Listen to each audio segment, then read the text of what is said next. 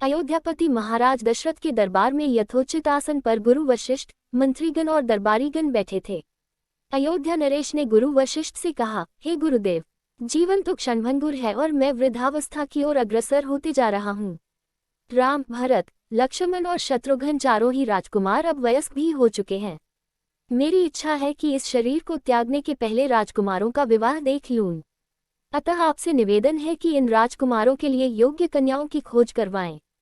महाराज दशरथ की बात पूरी होते ही द्वारपाल ने ऋषि विश्वामित्र के आगमन की सूचना दी। स्वयं राजा दशरथ ने द्वार तक जाकर विश्वामित्र की अभ्यर्थना की और आदरपूर्वक उन्हें दरबार के अंदर ले आए तथा गुरु वशिष्ठ के पास ही आसन देकर उनका यथोचित सत्कार किया।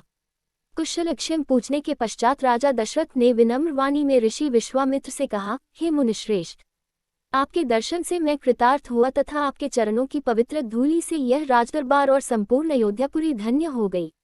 अब कृपा करके आप अपने आने का प्रयोजन बताएं। किसी भी प्रकार की आपकी सेवा करके मैं स्वयं को अत्यंत भाग्यशाली समझूंगा। राजा के विनयपूर्ण वचनों को सुनकर मुनि विश्वामित्र बोले, हे राजन, आपने अपने कुल की मर्यादा के अनुरूप ही वचन कहे हैं। इक्ष्वाकु वंश के राजाओं की श्रद्धा भक्ति गो, ब्राह्मण और ऋषि मुनियों के प्रति सदैव ही रही है। मैं आपके पास एक विशेष प्रयोजन से आया हूँ। समझिए कि कुछ मांगने के लिए आया हूँ। यदि आप मुझे वांछित वस्तु देने का वचन दे तो मैं अपनी मांग आपके सामने प्रस्तुत करूं। आपके वचन न देने की दशा में मैं बिना कुछ मांगे ही वापस लौट जाऊंगा। महाराज दशरथ ने कहा, हे ब्रह्मर्षि, आप निःसंकोच अपनी मांग रखें।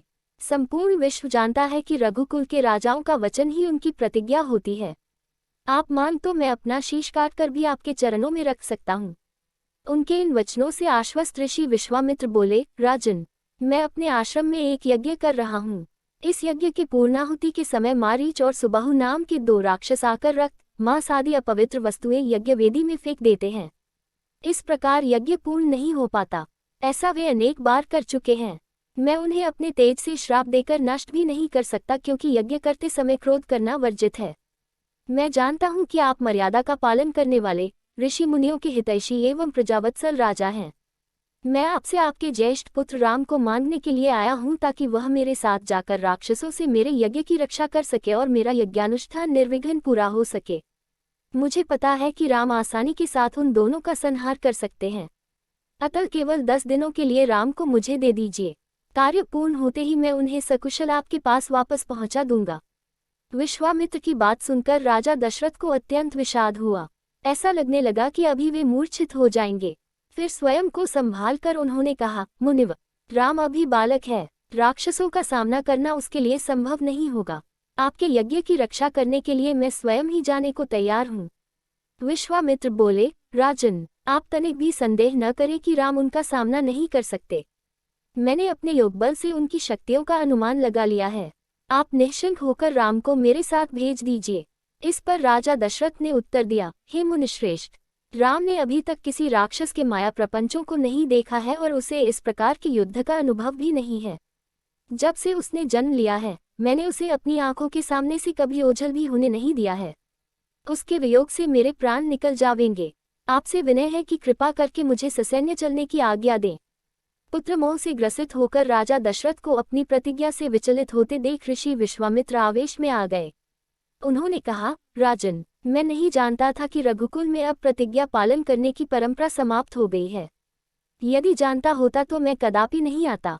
लो, मैं अब चला जाता हूँ। बात समाप्त होते होते उनका मुख क्रोध से लाल हो गया। विश्वामित्र को इस प्रकार क्रोध होते देखकर दरबारी एवं मंत्रीगण भयभीत हो गए और किसी प्रकार के अनिष्ट की कल्पना से वे कांप उठे। गुरु वशिष्ठ ने राजा को समझाया, हे राजन, पुत्र के मोह में ग्रसित होकर रघुकुल की मर्यादा, प्रतिज्ञा पालन और सत्यनिष्ठा को कलंकित मत कीजिए।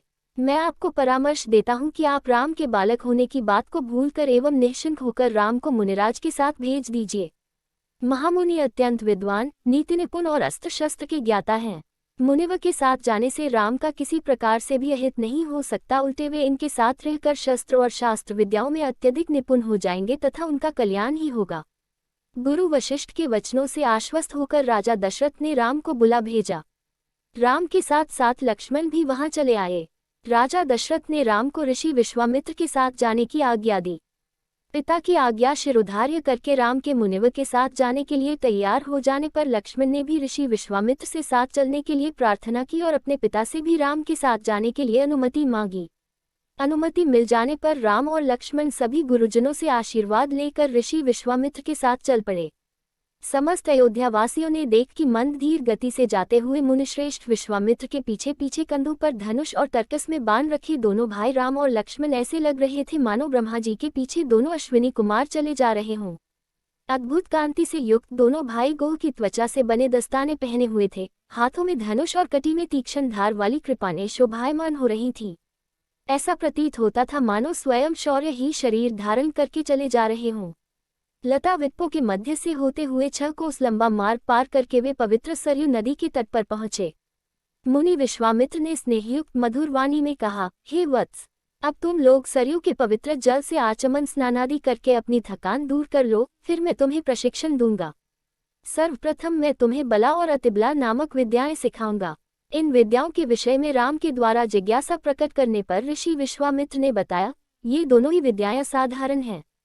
इन विद्याओं में पारंगत व्यक्तियों की गिनती संसार के श्रेष्ठ पुरुषों में होती है। विद्वानों ने इन्हें समस्त विद्याओं की जननी बताया है। इन विद्याओं को प्राप्त करके तुम भूख और प्यास पर विजय पा जाओगे। इन तेजों में विद्याओं की सृष्टि स्वयं ब्रह्मा जी ने की है। इन विद्याओं को पाने का अधिकारी समझकर मैं तुम्हें इन्हें प्रदान कर रहा हूँ। राम और लक्ष्मण के स्नानादि से निवृत्त होने के पश्चात विश्वामित्र जी ने उन्हें इन विद्याओं की दीक्षा दी। इन विद्याओं के प्राप्त हो जाने पर उनके मुखमंडल पर अद्भुत कांति आ गई। तीनों ने सरयू तट पर ही विश्राम किया।